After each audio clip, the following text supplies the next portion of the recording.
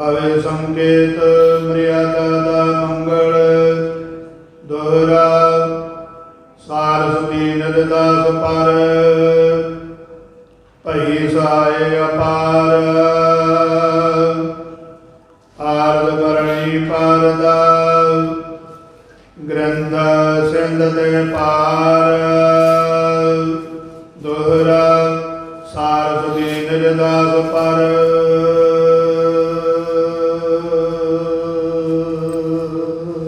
ਵਾਹਿਗੁਰੂ ਜੀ ਕਾ ਖਾਲਸਾ ਵਾਹਿਗੁਰੂ ਜੀ ਕੀ ਫਤਿਹ।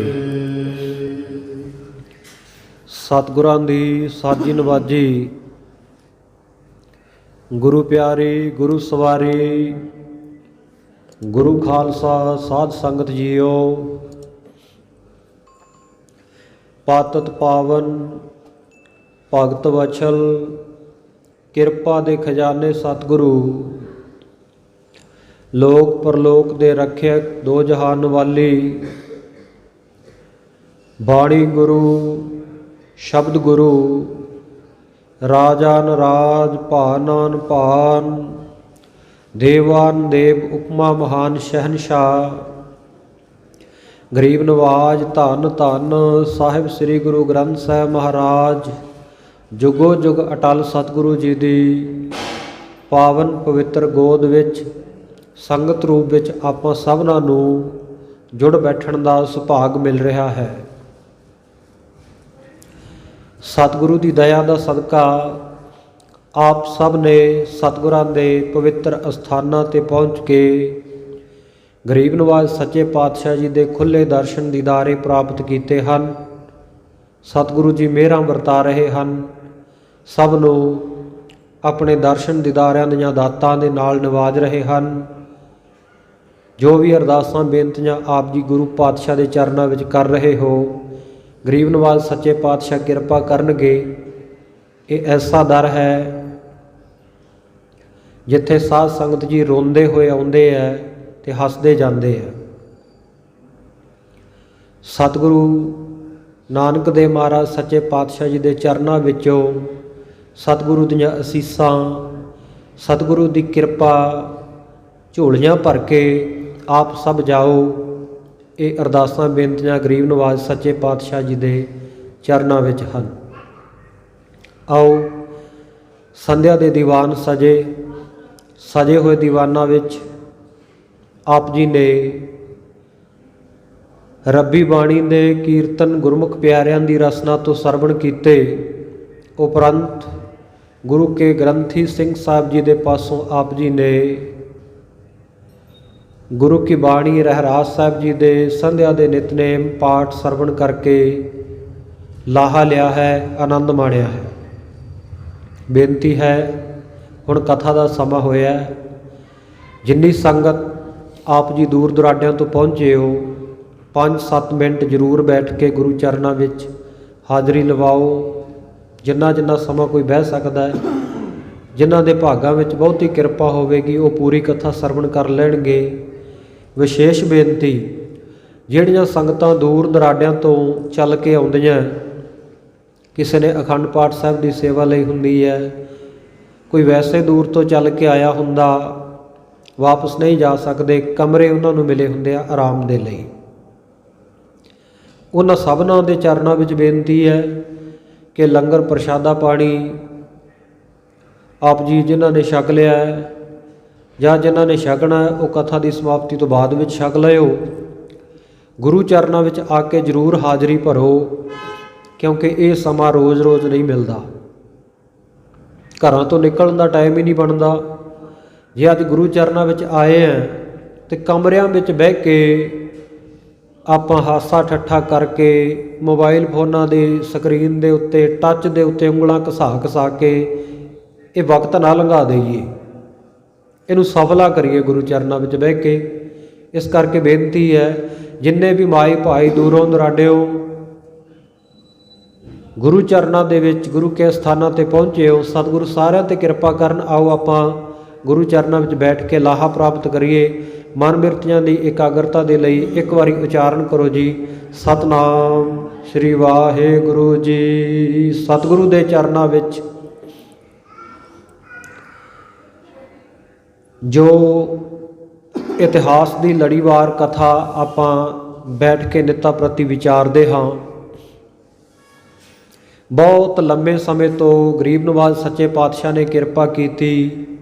ਆਪ ਜੀ ਨੇ ਵੱਖ-ਵੱਖ ਵਿਦਵਾਨਾਂ, ਕਥਾਕਾਰਾਂ, ਗੁਰੂ ਕੇ ਸਿੰਘਾਂ ਦੇ ਪਾਸੋਂ ਇਹ ਇਤਿਹਾਸ ਦੀ ਕਥਾ ਨੂੰ ਲੜੀਵਾਰ ਸਰਵਣ ਕੀਤਾ, ਜਿਹੜੇ ਰੋਜ਼ ਦੇ ਸਰੋਤੇ ਆ। ਸੋ ਕਥਾ ਚਲਦਿਆਂ ਚਲਦਿਆਂ ਬਿਲਕੁਲ ਛੇਕੜਲੇ ਪ੍ਰਸੰਗ ਦੇ ਉੱਤੇ ਆਈ ਹੈ। ਸ਼੍ਰੀ ਗੁਰਪ੍ਰਤਾਪ ਸੂਰਜ ਗ੍ਰੰਥ ਵਿੱਚ ਜੋ ਇਤਿਹਾਸ ਦੀ ਕਥਾ ਹੈ, ਇਹ ਅਧਿਆਏ ਪਿੱਛੇ ਸੰਪੂਰਨ ਹੋ ਚੁੱਕਿਆ ਹੈ। ਅੱਜ ਜਿਹੜਾ ਅਧਿਆਏ ਸ਼ੁਰੂ ਹੋ ਰਿਹਾ ਹੈ 36ਵਾਂ, ਇਹ ਦੂਜੇ ਐਨ ਦਾ ਔਰ ਸ਼੍ਰੀ ਗੁਰਪ੍ਰਤਾਪ ਸੂਰਜ ਗ੍ਰੰਥ ਦਾ ਇਹ ਆਖਰੀ ਭਾਗ ਦਾ ਆਖਰੀ ਅਧਿਆਏ ਹੈ। ਗੁਰੂ ਇਤਿਹਾਸ ਦੀ ਕਥਾ ਕਵੀ ਜੀ ਸੰਪੂਰਨ ਕਰ ਚੁੱਕੇ ਹਨ। ਕਥਾ ਨੂੰ ਸਮਾਪਤ ਕਰਨ ਵੇਲੇ, ਆਪਣੇ ਗ੍ਰੰਥ ਦੀ ਸਮਾਪਤੀ ਵੇਲੇ ਕਵੀ ਜੀ ਨੇ ਕੁਝ ਮੰਗਲ ਉਚਾਰਨ ਕੀਤੇ ਹੈ, ਕਿਉਂਕਿ ਕਵੀਆਂ ਦਾ ਇਹ ਨਿਯਮ ਹੈ, ਜਦੋਂ ਉਹ ਕੋਈ ਵੀ ਕਵਿਤਾ ਲਿਖਦੇ ਆ, ਕੋਈ ਵੀ ਗ੍ਰੰਥ ਲਿਖਦੇ ਆ, ਕੋਈ ਵੀ ਕਿਤਾਬ ਲਿਖਦੇ ਆ, ਉਹਦੇ ਸ਼ੁਰੂਆਤ ਦੇ ਵਿੱਚ ਵੀ ਕਿ ਇਸ ਕਾਰਜ ਦੀ ਵਾਹਿਗੁਰੂ ਪਰਮੇਸ਼ਰ ਨਿਰਵਿਘਨਤਾ ਸਹਿਤ ਸੰਪੂਰਨਤਾ ਕਰਾਵੇ, ਸਮਾਪਤੀ ਕਰਾਵੇ, ਉਹ ਆਪਣੇ ਵੱਲੋਂ ਮੰਗਲਾਚਰਨ ਉਚਾਰਨ ਕਰਦੇ ਆ, ਮੰਗਲ ਉਚਾਰਦੇ ਆ, ਸਤਿਗੁਰੂ ਦੀ ਉਸਤਤ ਕਰਦੇ ਆ, ਆਪਣਾ ਇਸ਼ਟਾ ਭਾਵ ਜਣਾਉਂਦੇ ਆ, ਜਿਸ ਨੂੰ ਵੀ ਉਹ ਮੰਨਦੇ ਹੋਣ, ਜਿਸ ਧਰਮ ਦਾ ਵੀ ਕੋਈ ਕਵੀ ਹੋਵੇ, ਚਾਹੇ ਮੁਸਲਮਾਨ ਕਵੀ ਹੈ, ਹਿੰਦੂ ਕਵੀ ਹੈ, ਸਿੱਖ ਕਵੀ ਹੈ, ਈਸਾਈਆਂ ਦੇ ਹੈ, ਬੋਧੀ ਹੈ, ਜੈਨੀ ਹੈ, ਆਪੋ ਆਪਣੇ ਇਸ਼ਟ ਨੂੰ ਸਾਰੇ ਧਿਆਉਂਦੇ ਆ, ਕਿਉਂਕਿ ਕਵੀਆਂ ਦੀ ਮਰਿਆਦਾ ਹੈ। ਔਰ ਇੱਥੇ ਵੀ ਕਵੀ ਜੀ ਨੇ ਕਵ ਸੰਕੇਤ ਮਰਿਆਦਾ ਦਾ ਮੰਗਲ, ਜੋ ਕਵੀਆਂ ਦੀ ਮਰਿਆਦਾ ਹੈ, ਸੰਕੇਤ ਮਾਤਰ, ਉਸੇ ਮਰਿਆਦਾ ਨੂੰ ਮੁੱਖ ਰੱਖਦਿਆਂ ਹੋਇਆਂ ਕਵੀ ਜੀ ਨੇ ਵੱਖ-ਵੱਖ ਮੰਗਲ ਲਿਖੇ ਹੈ। ਸੋ ਇੱਥੇ ਕਵੀ ਜੀ ਵਾਹਿਗੁਰੂ ਪਰਮੇਸ਼ਰ ਦਾ ਸ਼ੁਕਰਾਨਾ ਕਰ ਰਹੇ ਆ। ਪਹਿਲਾਂ ਕੁਝ ਸਰਸਵਤੀ ਦੇ ਮੰਗਲ ਹੈ, ਉਸ ਤੋਂ ਬਾਅਦ 10 ਗੁਰੂ ਸਾਹਿਬਾਨ ਦੇ ਮੰਗਲ ਹਨ, 10ਵੇਂ ਪਾਤਸ਼ਾਹ ਜੀ ਦੇ ਕਈ ਮੰਗਲ ਕਵੀ ਜੀ ਨੇ ਉਚਾਰਨ ਕੀਤੇ ਹੈ। ਫਿਰ ਇਸ ਗ੍ਰੰਥ ਦੇ ਵਿੱਚ ਕੀ ਰੂਪ ਰੇਖਾ ਰੱਖੀ ਗਈ ਹੈ, ਕਿਵੇਂ ਕਿਵੇਂ ਪੋਥੀਆਂ ਨੂੰ ਲੜੀਬੱਧ ਕੀਤਾ ਗਿਆ, ਕਰਮਵਾਰ, ਉਹਨਾਂ ਦਾ ਖੁਲਾਸਾ ਵੀ ਕਵੀ ਜੀ ਕਵਿਤਾ ਦੇ ਵਿੱਚ ਹੀ ਕਰ ਰਹੇ ਆ। ਔਰ ਬਹੁਤ ਵਿਦਵਤਾਪੂਰਤ, ਬੜੀ ਵਿਦਵਤਾ ਦੇ ਸਹਿਤ ਕਵੀ ਜੀ ਨੇ ਇੱਕ ਇੱਕ ਸ਼ਬਦ ਨੂੰ ਕਾਵਿ ਰੂਪ ਦੇ ਵਿੱਚ ਪਰੋਇਆ। ਆਪਾਂ ਸਰਵਣ ਕਰਾਂਗੇ ਹੁਣੇ ਕਥਾ, ਵੇਖਿਓ ਇੱਕ ਇੱਕ ਸ਼ਬਦ ਦੇ ਕਿੰਨੇ ਕਿੰਨੇ ਅਰਥ ਨਿਕਲਣਗੇ, ਤੇ ਕਵੀ ਜੀ ਨੇ ਕਿੰਨੀ ਸੂਝ-ਬੂਝ ਦੇ ਨਾਲ ਗੁਰੂ ਕਿਰਪਾ ਦੇ ਪਾਤਰ ਬਣਦਿਆਂ ਹੋਇਆਂ ਇੱਕ ਇੱਕ ਲਫ਼ਜ਼ ਨੂੰ ਇਹ ਮੋਤੀਆਂ ਦੀ ਲੜੀ ਪਰੋਈ ਹੈ ਕਿ ਪੜ੍ਹਨ ਵਾਲੇ ਨੂੰ ਵੀ ਆਨੰਦ ਆਵੇ, ਸੁਣਨ ਵਾਲੇ ਨੂੰ ਵੀ ਆਨੰਦ ਆਵੇ, ਤੇ ਜੇ ਕੋਈ ਵਿਦਵਾਨ ਜਨ ਦੇਖੇ ਉਹ ਵੀ ਕਵੀ ਜੀ ਦਾ ਲੋਹਾ ਮੰਨੇ ਬਿਨਾਂ ਨਾ ਰਹਿ ਸਕੇ, ਵੀ ਵਾਕਈ ਉਹਨਾਂ ਦੀ ਤੀਖਣ ਬੁੱਧੀ ਸੀ, ਨਿਰਮਲ ਬੁੱਧੀ ਸੀ, ਸਵੱਛ ਬੁੱਧੀ ਸੀ, ਜਿਸ ਕਰਕੇ ਉਹਨਾਂ ਨੇ ਆਪਣੀ ਕਵਿਤਾ ਦੇ ਜ਼ਾਹਰ, ਆਪਣੀ ਬੁੱਧੀ ਦੇ ਜ਼ਾਹਰ ਵੀ ਵਿੱਚ ਵਿੱਚ ਦਿਖਾਏ ਆ। ਸੋ ਆਓ, ਜਿਵੇਂ ਕਵੀ ਜੀ ਮਰਿਆਦਾ ਮੁਤਾਬਕ ਮੰਗਲ ਕਰ ਰਹੇ ਹਨ, ਸਾਰੇ ਮੰਗਲ ਸ਼ੁਰੂ ਤੋਂ ਲੈ ਕੇ ਆਪਾਂ ਸਰਵਣ ਕਰਨੇ ਆ, ਸਾਰਿਆਂ ਦੇ ਅਰਥ ਸਰਵਣ ਕਰਨੇ ਆ, ਕੋਈ ਮੰਗਲ ਆਪਾਂ ਛੱਡਾਂਗੇ ਨਹੀਂ, ਕਿਉਂਕਿ ਆਮ ਜਿਹੜੇ ਗੁਰਮਤਿ ਸਿਧਾਂਤ ਤੋਂ ਅਣਜਾਣ ਲੋਕ ਹੈ, ਸਿਰਫ ਅੱਖਰੀ ਅਰਥ ਦੇਖ ਕੇ ਇਹ ਸਮਝਦੇ ਆ ਕਿ ਇਹ ਦੇਵੀ ਦੇਵਤਿਆਂ ਦੇ ਨਾਮ ਲਏ ਹੋਏ ਆ, ਦੇਵੀਆਂ ਦੀ ਭਾਈ ਸੰਤੋਖ ਸਿੰਘ ਜੀ ਨੇ ਉਸਤਤ ਕੀਤੀ ਹੋਈ ਹੈ। ਹੁਣ ਸਰਸਵਤੀ ਮੰਗਲ ਆਇਆ, ਬਹੁਤ ਸਾਰੇ ਛੱਡ ਜਾਂਦੇ ਹੋਣਗੇ ਵੀ ਕਿਉਂ, ਇਹਨੂੰ ਕਾਹਦੇ ਵਾਸਤੇ ਪੜ੍ਹਨਾ, ਪਰ ਗੁਰਮੁਖੋ ਜਿਹੜੀ ਸਰਸਵਤੀ ਜਾਂ ਸ਼ਾਰਦਾ ਹੈ, ਇਹਨੂੰ ਕਵਿਤਾ ਦੀ ਦਾਤੀ ਮੰਨਿਆ ਜਾਂਦਾ। ਇਹਦਾ ਆਪਾਂ ਖੁਲਾਸਾ ਅੱਗੇ ਕਰਦੇ ਹਾਂ। ਆਓ, ਜਿਵੇਂ ਕਵੀ ਜੀ ਨੇ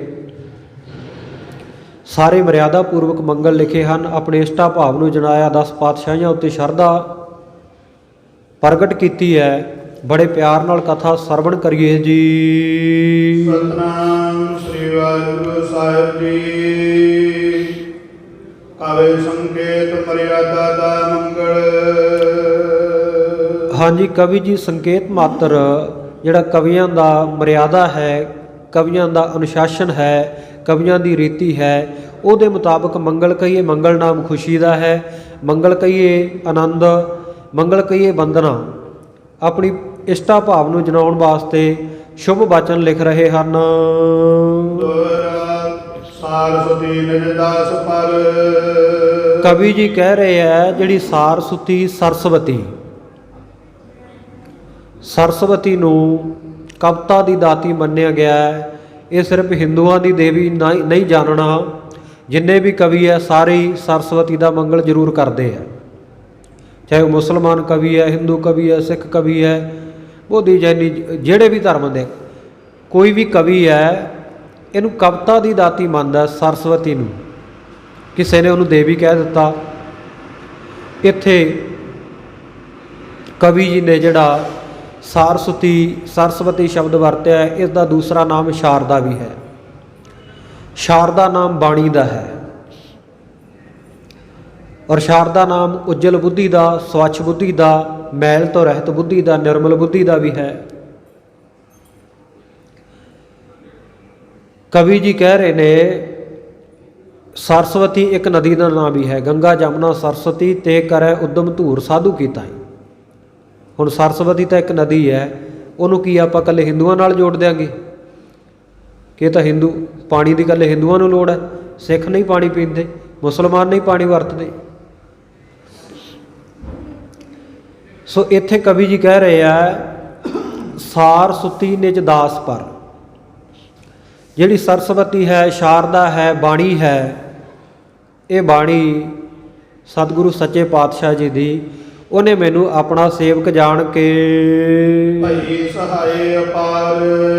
ਮੇਰੀ ਬਾਣੀ ਨੇ ਬਹੁਤ ਸਹਾਇਤਾ ਕੀਤੀ ਹੈ, ਅਪਾਰ, ਪਾਰਾਵਾਰ ਤੋਂ ਰਹਿਤ, ਗਿਣਤੀ ਮਿਣਤੀ ਨਾ ਜਿੱਥੇ ਹੋਵੇ, ਇੰਨੀ ਸਹਾਇਤਾ ਕਵੀ ਜੀ ਕਹਿੰਦੇ ਬਾਣੀ ਨੇ ਮੈਨੂੰ ਆਪਣਾ ਸੇਵਾਦਾਰ ਜਾਣ ਕੇ, ਆਪਣਾ ਸਿੱਖ ਜਾਣ ਕੇ ਮੇਰੇ ਉੱਤੇ ਕੀਤੀ ਹੈ, ਇੰਨੀ ਮੇਰੀ ਸਹਾਇਤਾ ਕੀਤੀ ਹੈ, ਕੋਈ ਪਾਰਾਵਾਰ ਹੀ ਨਹੀਂ ਹੈ, ਮੇਰੀ ਬਹੁਤ ਸਹਾਇਤਾ ਕੀਤੀ ਹੈ।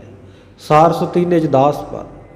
ਔਰ ਸਰਸਵਤੀ ਜਿਹੜੀ ਮੇਰੀ ਨਿਰਮਲ ਬੁੱਧੀ ਹੈ, ਇਹਨੇ ਇੰਨਾ ਮੇਰਾ ਸਾਥ ਦਿੱਤਾ ਕਿ ਮੇਰੀ ਬਹੁਤ ਸਹਾਇਤਾ ਕੀਤੀ ਇਹ ਗ੍ਰੰਥ ਨੂੰ ਲਿਖਣ ਲੱਗਿਆ। ਕਿਉਂਕਿ ਨਿਰਮਲ ਬੁੱਧੀ ਹੋਵੇਗੀ, ਤੀਖਣ ਬੁੱਧੀ ਹੋਵੇਗੀ, ਦਿਮਾਗ ਤੇਜ਼ ਹੋਵੇਗਾ, ਤਾਂ ਹੀ ਕਵਿਤਾ ਲਿਖੀ ਜਾ ਸਕਦੀ ਹੈ ਨਾ। ਹੁਣ ਕਮਲਾ ਬੰਦਾ ਤਾਂ ਕਵਿਤਾ ਲਿਖਣੋਂ ਰਿਹਾ, ਕਮਲੇ ਨੇ ਕੀ ਕਵਿਤਾ ਲਿਖ ਦੇਣੀ ਹੈ। ਤੇ ਜਾਂ ਜਿਹਦੀ ਬੁੱਧੀ ਨਿਰਮਲ ਨਹੀਂ ਹੈ, ਮਨ ਵਿੱਚ ਖੋਟ ਭਰਿਆ, ਉਹਨੇ ਕਵਿਤਾ ਕਿੱਥੋਂ ਲਿਖ ਦੇਣੀ ਆ। ਪਿੱਛੇ ਹਠੀ ਸਿੰਘ ਦਾ ਪ੍ਰਸੰਗ ਸੁਣਿਆ ਨਾ ਆਪਾਂ, ਗੁਰੂ ਮਹਾਰਾਜ ਦੀ ਰੀਸ ਕਰਕੇ ਉਹ ਬਾਣੀ ਉਚਾਰਨ ਕਰਨੀ ਚਾਹੁੰਦਾ ਸੀ, ਸਫੁਰਨੀ ਨਹੀਂ ਹੋਈ, ਤੁਕਬੰਦੀ ਬਣੀ ਨਹੀਂ। ਇਸੇ ਤਰ੍ਹਾਂ ਹੀ ਬਾਬਾ ਪਿਰਥੀ ਚੰਦ ਜੀ ਗੁਰੂ ਅਰਜਨ ਦੇਵ ਮਹਾਰਾਜ ਸੱਚੇ ਪਾਤਸ਼ਾਹ ਜੀ ਦੀ ਰੀਸ ਕਰਕੇ ਉਹਨਾਂ ਦੇ ਸ਼ਬਦਾਂ ਦੇ ਉੱਤੇ ਆਪਣਾ ਹੱਕ ਜਤਾਉਣ ਲੱਗ ਗਿਆ ਸੀ। ਜਿਹੜੇ ਸ਼ਬਦ ਹਜ਼ਾਰੇ ਆਪਾਂ ਪੜ੍ਹਦੇ ਹਾਂ, ਮੇਰਾ ਮਨ ਲੋਚੈ ਗੁਰ ਦਰਸ਼ਨ ਤਾਈ, ਬਿਲਪ ਕਰੇ ਚਾਤਰ ਕੀ ਨਿਆਈ, ਤ੍ਰਿਖਾ ਨ ਉਤਰੈ ਸ਼ਾਂਤ ਨਾ ਆਵੇ, ਇਹ ਜਿਹੜੇ ਸ਼ਬਦ ਹਜ਼ਾਰੇ ਹੈ, ਹਜ਼ਾਰੇ ਨਾਮ ਹਿਜਰ ਦਾ, ਵਿਛੋੜੇ ਦਾ, ਹਿਜਰ ਦੇ ਸ਼ਬਦ, ਵਿਛੋੜੇ ਦੇ ਸ਼ਬਦ ਧੰਨ ਗੁਰੂ ਅਰਜਨ ਦੇਵ ਮਹਾਰਾਜ ਸੱਚੇ ਪਾਤਸ਼ਾਹ ਨੇ ਲਾਹੌਰ ਬੈਠਿਆਂ ਚਿੱਠੀਆਂ ਦੇ ਰੂਪ ਵਿੱਚ ਗੁਰੂ ਰਾਮਦਾਸ ਸਾਹਿਬ ਮਹਾਰਾਜ ਦੇ ਚਰਨਾਂ ਵਿੱਚ ਭੇਜੇ ਸਨ ਲਿਖ ਕੇ। ਮਹਾਰਾਜ ਮੇਰਾ ਮਨ ਬੜਾ ਵਿਆਕੁਲ ਹੈ, ਆਪ ਜੀ ਦੇ ਦਰਸ਼ਨ ਕੀਤਿਆਂ ਬਹੁਤ ਸਮਾਂ ਲੰਘ ਗਿਆ, ਇੱਕ ਘੜੀ ਨਾ ਮਿਲਤੇ ਤਾਂ ਕਲਯੁਗ ਹੋਤਾ, ਹੁਣ ਕਦ ਮਿਲੀਐ ਪ੍ਰਿਆ ਤੁਧ ਭਗਵੰਤਾ, ਮੋਹਿ ਰੈਣ ਨਾ ਵਿਹਾਵੈ ਨੀਂਦ ਨਾ ਆਵੈ, ਮੈਨੂੰ ਦੇਖੇ ਗੁਰ ਦਰਬਾਰੇ ਜੀ। ਮਹਾਰਾਜ ਆਪ ਜੀ ਦੇ ਦਰਬਾਰ ਦੇ, ਆਪ ਜੀ ਦੇ ਚਰਨਾਂ ਦੇ ਦਰਸ਼ਨ ਕੀਤਿਆਂ ਬਿਨਾਂ ਇਉਂ ਲੱਗਦਾ ਹੈ ਇੱਕ ਘੜੀ ਵੀ ਜਿਵੇਂ ਕਈ ਯੁੱਗ ਬੀਤ ਗਏ ਹੁੰਦੇ ਆ। ਇੱਕ ਘੜੀ ਨਾ ਮਿਲਤੇ ਤਾਂ ਕਲਯੁਗ ਹੋਤਾ, ਇੱਕ ਘੜੀ ਨਹੀਂ ਮਿਲਦੇ ਸੀ ਮੇਰੇ ਸਾਹਮਣੇ ਤਾਂ ਐਂ ਲੱਗਦਾ ਸੀ ਵੀ ਕਲਯੁਗ ਹੀ ਆ ਪਿਆ। ਹੁਣ ਕਦ ਮਿਲੀਏ ਪ੍ਰਿਆ ਤੁਧ ਭਗਵੰਤਾ, ਮਹਾਰਾਜ ਸੱਚੇ ਪਾਤਸ਼ਾਹ ਕਦੋਂ ਮਿਲੋਗੇ, ਕਦੋਂ ਦਰਸ਼ਨ ਹੋਣਗੇ ਆਪ ਜੀ ਦੇ। ਇਉਂ ਬਹੁਤ ਬੇਬਲਤਾ ਵਿੱਚ ਸ਼ਬਦ ਲਿਖੇ ਸਨ। 3 ਚਿੱਠੀਆਂ ਭੇਜੀਆਂ, ਪਹਿਲੀਆਂ 2 ਚਿੱਠੀਆਂ ਬਾਬਾ ਪਿਰਥੀ ਚੰਦ ਨੇ ਫੜ ਕੇ ਜੇਬ ਵਿੱਚ ਪਾ ਲਈਆਂ, ਸਿੱਖ ਨੂੰ ਬਾਹਰੋਂ ਮੋੜ ਦਿੰਦੇ ਸੀ। ਕਿਉਂ? ਜਦੋਂ ਪੜ੍ਹਿਆ ਲਿਖ ਸ਼ਬਦ ਕੱਢ ਕੇ ਚਿੱਠੀ ਦੇ ਵਿੱਚ, ਆਹ ਤਾਂ ਗੁਰੂ ਰਾਮਦਾਸ ਸਾਹਿਬ ਮਹਾਰਾਜ ਵਰਗੀ ਹੀ ਇਹਨਾਂ ਨੇ ਬਾਣੀ ਲਿਖ ਦਿੱਤੀ ਹੈ, ਜੇ ਗੁਰੂ ਸਾਹਿਬ ਦੇ ਕੋਲ ਪਹੁੰਚ ਗਈ, ਪਤਾ ਲੱਗ ਗਿਆ ਮੇਰੇ ਛੋਟੇ ਭਰਾ ਅਰਜਨ ਦੇਵ ਨੇ, ਬਾਬਾ ਅਰਜਨ ਦੇਵ ਨੇ ਇਹ ਸ਼ਬਦ ਲਿਖੇ ਆ, ਮਨ ਵਿੱਚ ਡਰ ਸੀ ਕਿਤੇ ਮੇਰੀ ਜਗ੍ਹਾ ਦੇ ਉੱਤੇ ਉਹਨਾਂ ਨੂੰ ਗੁਰਤਾ ਗੱਦੀ ਨਾ ਦੇ ਦੇਣ ਵੀ ਇਹ ਬਾਣੀ ਬਹੁਤ ਸੋਹਣੀ ਲਿਖਦੇ ਆ। ਆਪਣੇ ਮਨ ਦੇ ਭੈ ਕਰਕੇ 2 ਚਿੱਠੀਆਂ ਆਪਣੀ ਜੇਬ ਵਿੱਚ ਪਾ ਕੇ ਲੁਕੋ ਕੇ ਰੱਖ ਲਈਆਂ ਸੀ। ਤੀਜੀ ਚਿੱਠੀ ਜਦੋਂ ਸਿੱਖ ਲੈ ਕੇ ਆਇਆ ਸੀ, ਗੁਰੂ ਅਰਜਨ ਦੇਵ ਮਹਾਰਾਜ ਨੇ ਤਾਕੀਦ ਕਰਕੇ ਭੇਜਿਆ ਸੀ, ਸਿੱਖਾ ਹੁਣ ਇਹ ਬਾਬਾ ਜੀ ਨੂੰ ਬਿਰਥੀ ਚੰਦ ਨੂੰ ਨਹੀਂ ਫੜਾ ਕੇ ਆਉਣੀ, ਸਿੱਧੀ ਗੁਰੂ ਸਾਹਿਬ ਕੋਲੇ ਲੈ ਕੇ ਜਾਣੀ ਹੈ। ਸ਼ੱਕ ਹੋ ਗਿਆ ਸੀ ਵੀ 2 ਚਿੱਠੀਆਂ ਭੇਜਤੀਆਂ, ਮਹਾਰਾਜ ਸੱਚੇ ਪਾਤਸ਼ਾਹ ਨੇ ਮੈਨੂੰ ਕੋਈ ਵਾਰ ਉੱਤਰ ਹੀ ਨਹੀਂ ਦਿੱਤਾ, ਬੁਲਾਇਆ ਹੀ ਨਹੀਂ, ਮੈਨੂੰ ਸੱਦਾ ਹੀ ਨਹੀਂ ਦਿੱਤਾ, ਅੰਮ੍ਰਿਤਸਰ ਸਾਹਿਬ ਨੂੰ ਆਉਣ ਦਾ ਮੈਨੂੰ ਹੁਕਮ ਹੀ ਨਹੀਂ ਕੀਤਾ। ਤਾਂ ਤੀਜੀ ਚਿੱਠੀ ਜਿਹੜੀ ਇਹ ਸਤਿਗੁਰੂ ਸਾਹਿਬ ਗੁਰੂ ਰਾਮਦਾਸ ਮਹਾਰਾਜ ਸੋਢੀ ਸੁਲਤਾਨ ਦੇ ਚਰਨਾਂ ਵਿੱਚ ਸਿੱਖ ਲੈ ਕੇ ਪਹੁੰਚਿਆ ਸੀ। ਜਦੋਂ 3 ਅੰਕ ਲਿਖਿਆ ਦੇਖਿਆ, ਗੁਰੂ ਰਾਮਦਾਸ ਸਾਹਿਬ ਮਹਾਰਾਜ ਸਮਝ ਗਏ ਇਹ ਤੋਂ ਪਹਿਲਾਂ ਵੀ 2 ਚਿੱਠੀਆਂ ਆਈਆਂ।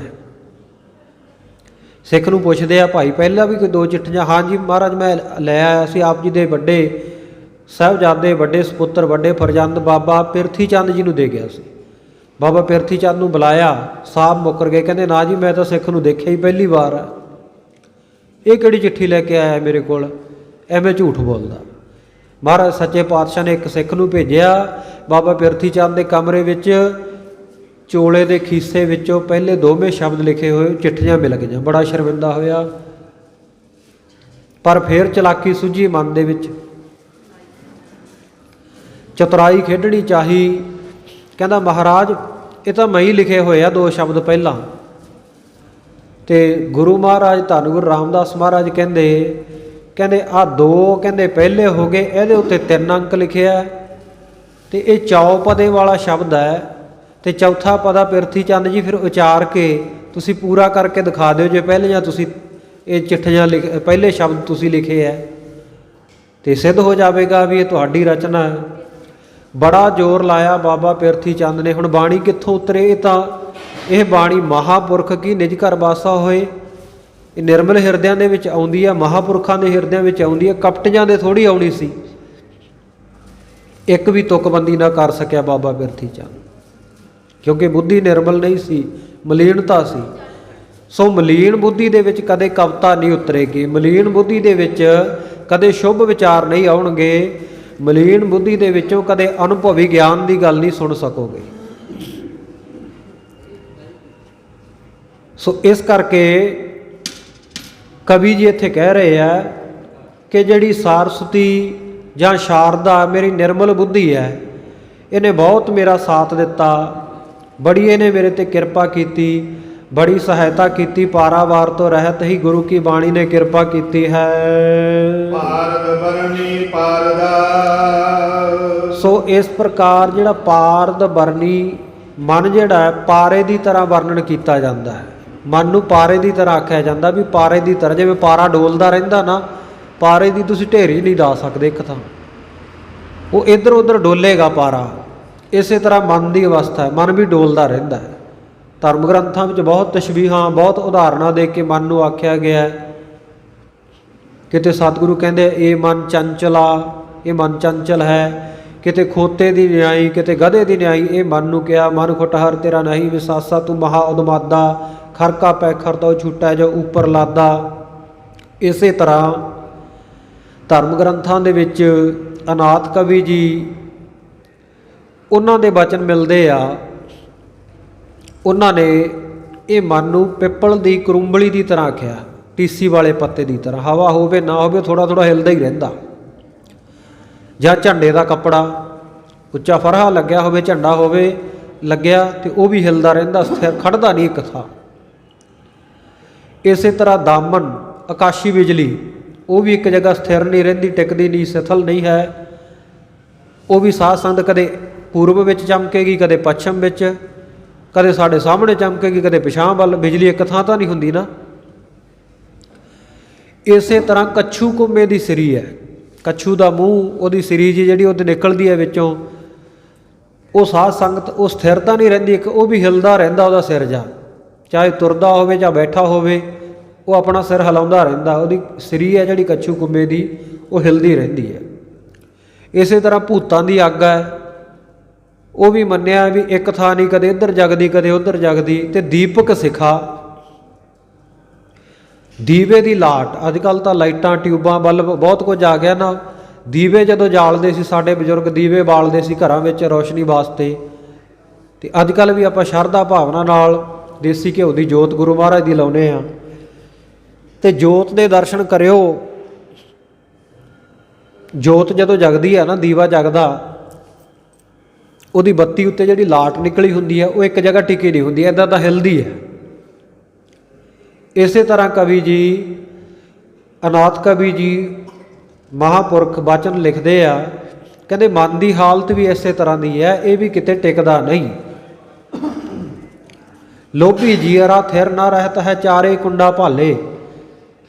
ਇਹ ਇੱਕ ਥਾਂ ਸਥਿਰ ਨਹੀਂ ਹੈ, ਚਾਰੇ ਕੁੰਡਾਂ ਵਿੱਚ ਹੀ, ਉੱਤਰ ਦੱਖਣ ਪੂਰਬ ਪੱਛਮ, ਪਤਾ ਨਹੀਂ ਕਿੱਧਰ ਕਿੱਧਰ ਭੱਜਿਆ ਫਿਰਦਾ। ਹੁਣੇ ਇੱਥੇ ਬੈਠੇ ਆ, ਦੂਜੇ ਪਲ ਸਾਡਾ ਮਨ ਅਮਰੀਕਾ 'ਚ ਹੁੰਦਾ,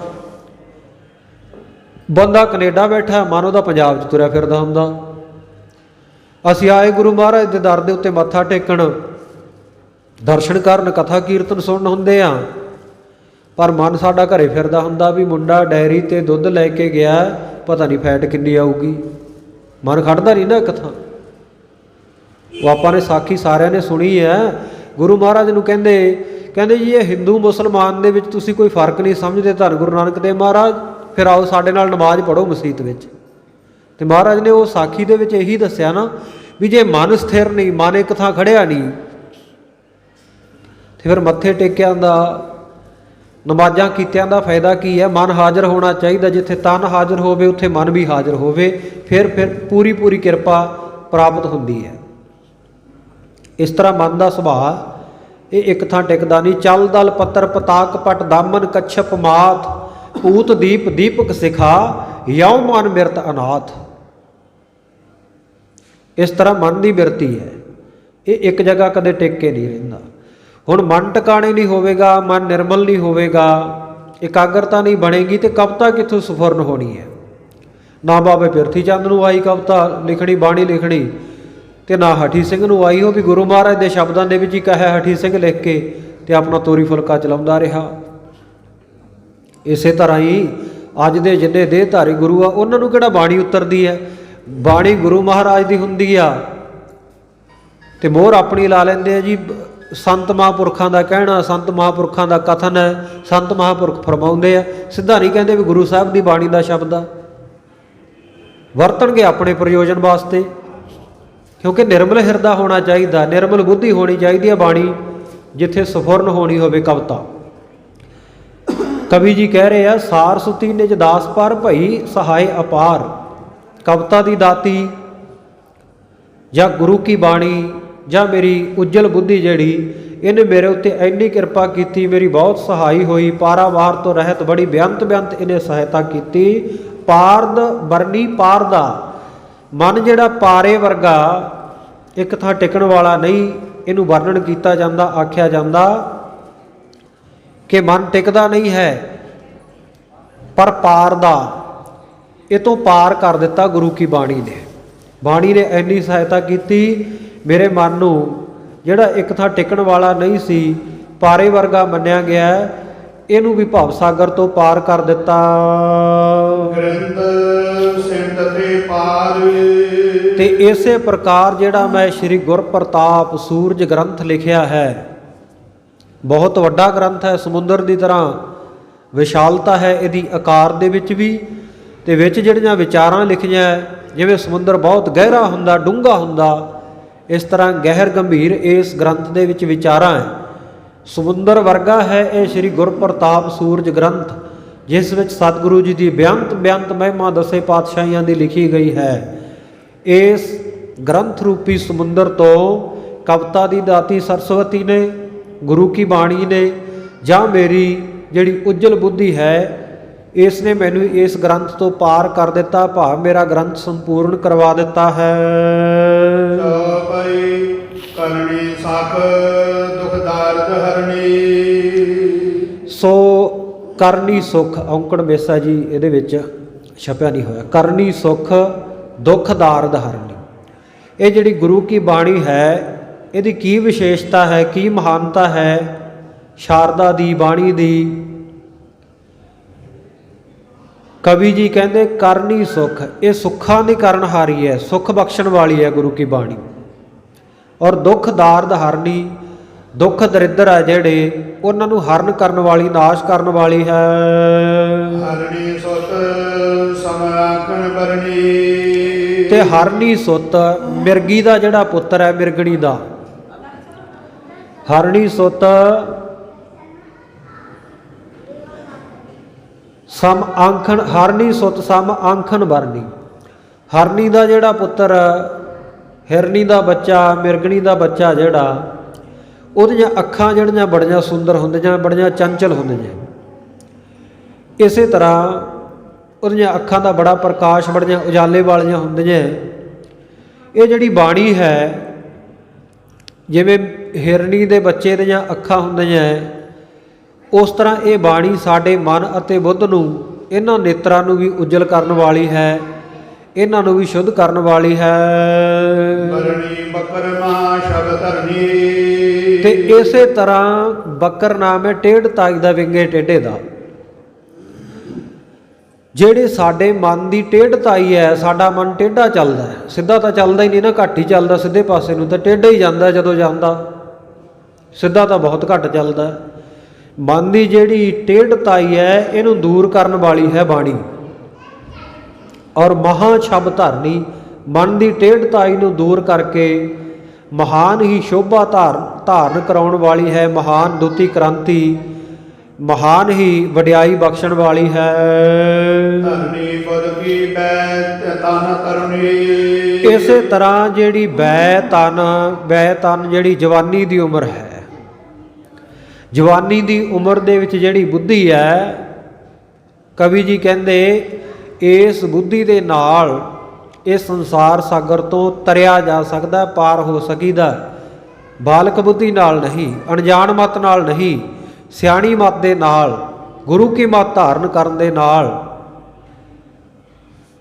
ਸਤਿਗੁਰੂ ਜੀ ਦੀ ਬਾਣੀ ਨੂੰ ਹਿਰਦੇ ਵਿੱਚ ਧਾਰਨ ਕਰਨ ਦੇ ਨਾਲ, ਇਹਨੂੰ ਬੁੱਧੀ ਵਿੱਚ ਵਸਾਉਣ ਦੇ ਨਾਲ ਇਹ ਸੰਸਾਰ ਸਮੁੰਦਰ ਤੋਂ ਤਰਿਆ ਜਾ ਸਕਦਾ ਹੈ।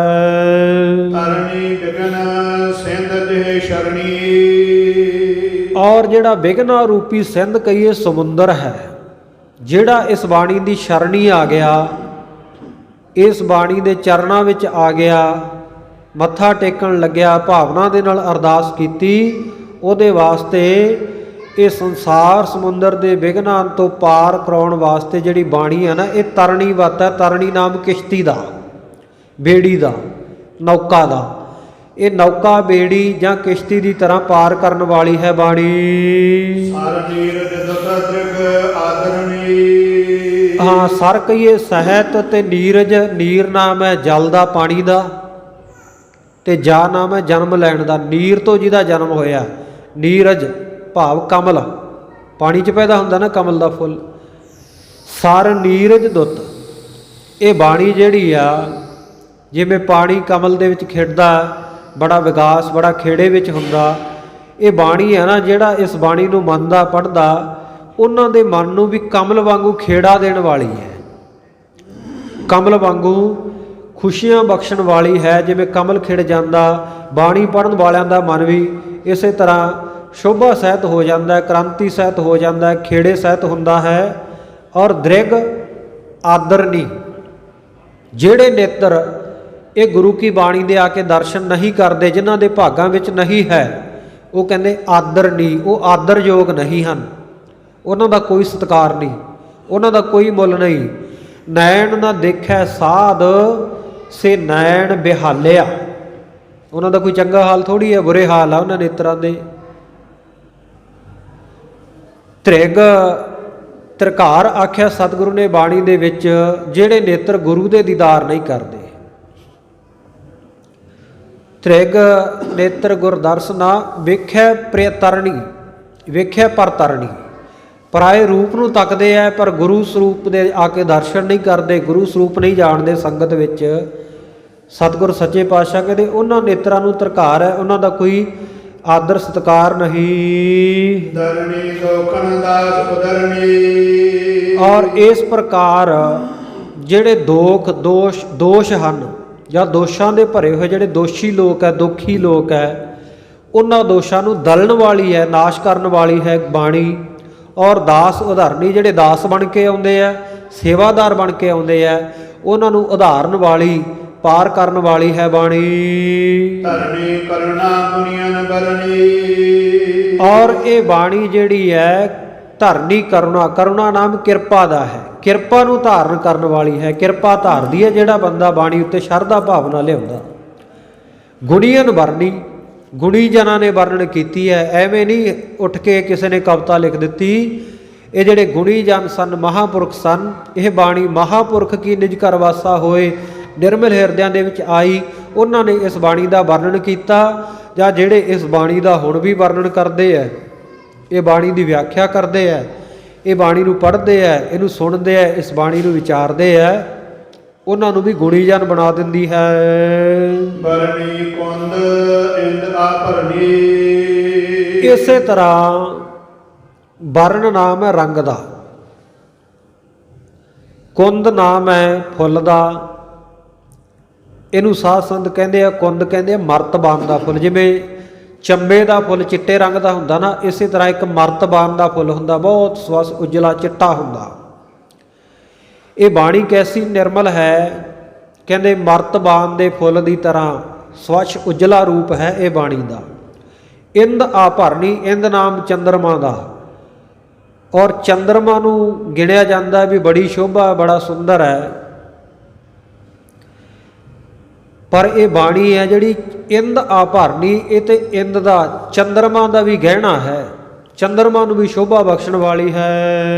ਭਰਨੀ ਨਾਗ ਬਿਗਨ ਗਨ ਅਰਨੀ। ਇਸੇ ਤਰ੍ਹਾਂ ਭਰਨੀ ਨਾਮ ਹੈ ਮੋਰਨੀ ਦਾ।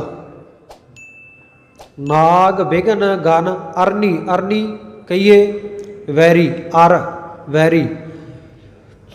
ਕਹਿੰਦੇ ਜਿਹੜੇ ਵਿਘਨ ਹੈ, ਰੁਕਾਵਟਾਂ, ਮੁਸ਼ਕਲਾਂ ਪੈ ਜਾਂਦੀਆਂ ਕਈ ਕੰਮਾਂ ਦੇ ਵਿੱਚ। ਇਸੇ ਤਰ੍ਹਾਂ ਕਵੀ ਜਦੋਂ ਕਵਿਤਾਵਾਂ ਲਿਖਦੇ ਉਹਨਾਂ 'ਚ ਵੀ ਵਿਘਨ ਆ ਹੀ ਜਾਂਦੇ ਆ, ਕੋਈ ਨਾ ਕੋਈ ਵਿਪਤਾ ਖੜੀ ਹੋ ਜਾਂਦੀ ਹੈ, ਕਵਿਤਾ ਪੂਰੀ ਨਹੀਂ ਹੋ ਸਕਦੀ, ਕਿਤਾਬ ਪੂਰੀ, ਗ੍ਰੰਥ ਪੂਰਾ ਨਹੀਂ ਹੋ ਸਕਦਾ। ਪਰ ਕਵੀ ਜੀ ਕਹਿੰਦੇ ਇਹ ਜਿਹੜੀ ਗੁਰੂ ਕੀ ਬਾਣੀ ਹੈ, ਇਹ ਕਹਿੰਦੇ ਮੋਰਨੀ ਦੀ ਤਰ੍ਹਾਂ ਹੈ। ਜਿਵੇਂ ਮੋਰਨੀ ਨਾਗਾਂ ਨੂੰ, ਸੱਪਾਂ ਨੂੰ ਖਤਮ ਕਰ ਦਿੰਦੀ ਹੈ ਨਾ, ਜਿੱਥੇ ਮੋਰ ਹੋਊਗਾ ਸੱਪ ਨਹੀਂ ਉੱਥੇ ਖੜਦਾ ਸਾਹਮਣੇ, ਸੱਪ ਦੀ ਵੈਰ ਨਾ ਮੋਰਨੀ। ਇਸੇ ਤਰ੍ਹਾਂ ਕਹਿੰਦੇ ਜਿਹੜੀ ਗੁਰੂ ਕੀ ਬਾਣੀ ਹੈ, ਇਹ ਭਰਨੀ ਦੀ ਤਰ੍ਹਾਂ, ਮੋਰਨੀ ਦੀ ਤਰ੍ਹਾਂ, ਵਿਘਨਾ ਰੂਪੀ ਜਿਹੜੇ ਨਾਗ ਹੈ ਉਹਨਾਂ ਸਾਰਿਆਂ ਦੀ ਸ਼ਤਰੂ ਹੈ, ਦੁਸ਼ਮਣ ਹੈ। ਅਰਣੀ ਕਰੇ ਆਨੰਦ ਉਸਰਨੀ। ਔਰ ਜਿਹੜੇ ਕਵੀ ਜਨ ਹੈ, ਕਵਿਤਾ ਲਿਖ ਕੇ ਜਿਹੜੇ ਆਪਣਾ ਗੁਜ਼ਾਰਾ ਕਰਦੇ ਹੈ, ਉਹ ਆਮ ਤੌਰ 'ਤੇ ਨਾ ਕਵੀ ਬਹੁਤ ਕਰਜ਼ਾਈ ਰਹਿੰਦੇ ਆ। ਪਰ ਕਵੀ ਜੀ ਕਹਿੰਦੇ ਮੇਰੇ ਤੇ ਇਹ ਬਾਣੀ ਨੇ ਬੜੀ ਕਿਰਪਾ ਕੀਤੀ। ਅਰਣੀ ਕਰੇ, ਕਹਿੰਦੇ ਮੈਨੂੰ ਇਸ ਬਾਣੀ ਨੇ ਅਰਣੀ ਕਰ ਦਿੱਤਾ, ਅਰਿਣੀ। ਮੈਂ ਕਿਸ ਦਾ ਰਿਣ, ਕਿਸੇ ਦਾ ਉਧਾਰਾ ਨਹੀਂ ਦੇਣਾ, ਅਰਿਣੀ ਕਰ ਦਿੱਤਾ। ਔਰ ਆਨੰਦ ਉਸਰਨੀ, ਇਹ ਜਿਹੜੀ ਬਾਣੀ ਹੈ ਇਹ ਆਨੰਦ ਨੂੰ ਉਸਾਰਨ ਵਾਲੀ ਹੈ, ਆਨੰਦ ਨੂੰ ਪੈਦਾ ਕਰਨ ਵਾਲੀ, ਖੇੜੇ ਨੂੰ ਪੈਦਾ ਕਰਨ ਵਾਲੀ ਹੈ। ਸ਼ਰਨੀ ਪਰੇ ਕਲੇਸ਼ ਨਿਵਰਨੀ। ਜਿਹੜਾ ਵੀ ਕੋਈ ਮਾਈ ਭਾਈ ਸ਼ਰਧਾ ਭਾਵਨਾ ਕਰਕੇ ਇਹ ਬਾਣੀ ਦੀ ਸ਼ਰਨ ਪੈਂਦਾ ਹੈ, ਉਹਦੇ ਹਰ ਪ੍ਰਕਾਰ ਦੇ ਜਿਹੜੇ ਕਲੇਸ਼, 5 ਪ੍ਰਕਾਰ ਦੇ ਕਲੇਸ਼ ਹੁੰਦੇ ਆ, ਅਵਿਦਿਆ, ਅਸਮਤਾ, ਅਭਿਨਵੇਸ਼, ਰਾਗ ਦਵੈਕ ਇਤਿਆਦਿਕ। ਕਹਿੰਦੇ 5 ਪ੍ਰਕਾਰ ਦੇ ਕਲੇਸ਼ਾਂ ਨੂੰ ਜਿਹੜਾ ਬਾਣੀ ਦੀ ਸ਼ਰਨ ਪੈ ਗਿਆ, ਇਹ ਬਾਣੀ ਨਿਵਾਰਨ ਵਾਲੀ, ਦੂਰ ਕਰਨ ਵਾਲੀ ਹੈ। ਕਥਾ ਮੰਗਲ। ਅੱਗੇ ਕਥਾ ਦਾ ਮੰਗਲ ਉਚਾਰਨ ਕਰਦੇ ਹਨ। ਹਰੀ ਸਿਮਰ ਕਥ ਪੂਰਨ ਕਰੀ। ਕਵੀ ਜੀ ਕਹਿੰਦੇ ਇਹ ਜਿਹੜੀ 10 ਗੁਰੂ ਸਾਹਿਬਾਨ ਦੇ ਜੀਵਨ ਇਤਿਹਾਸ ਦੀ ਕਥਾ ਹੈ, ਇਹ ਮੈਂ ਹਰੀ ਨੂੰ, ਸਭ ਨੂੰ ਹਰਿਆਂ ਭਰਿਆ ਕਰਨ ਵਾਲੇ, ਹਰ ਜਗ੍ਹਾ ਉੱਤੇ ਵਿਆਪਕ ਵਾਹਿਗੁਰੂ ਨੂੰ ਸਿਮਰ ਕੇ, ਚੇਤੇ ਕਰਕੇ, ਉਹਦੇ ਚਰਨਾਂ ਦਾ ਓਟ ਆਸਰਾ ਲੈ ਕੇ, ਅਰਦਾਸ ਬੇਨਤੀ ਕਰਕੇ, ਕੀਤਾ ਲੋੜੀਆ ਕੰਮ ਸੁਹਰ ਪੈ ਆਖੀ ਹੈ, ਕਾਰਜ ਦੇ ਸਵਾਰ ਸਤਿਗੁਰ ਸੱਚ ਸਾਖੀ ਹੈ, ਭੈ ਭੰਜਨ ਮਿਹਰਬਾਨ ਦਾਸ ਕੀ ਰਾਖੀ ਹੈ। ਇਹ ਮੈਂ ਸਤਿਗੁਰੂ ਦੇ ਚਰਨਾਂ ਦੇ ਵਿੱਚ ਅਰਦਾਸ ਬੇਨਤੀ ਕੀਤੀ ਸੀ, ਅਕਾਲ ਪੁਰਖ ਵਾਹਿਗੁਰੂ ਦਾ ਓਟ ਆਸਰਾ ਲਿਆ ਸੀ।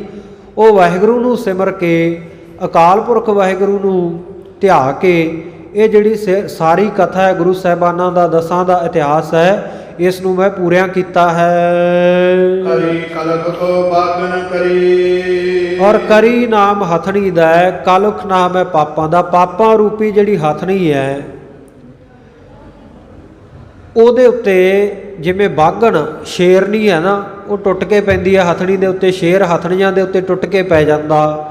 ਇਸੇ ਤਰ੍ਹਾਂ ਜਿਹੜੀ ਇਹ ਕਵਿਤਾ ਹੈ ਇਹ ਬਾਗਣ ਦੀ ਤਰ੍ਹਾਂ ਹੈ, ਸ਼ੇਰਨੀ ਦੀ ਤਰ੍ਹਾਂ ਹੈ।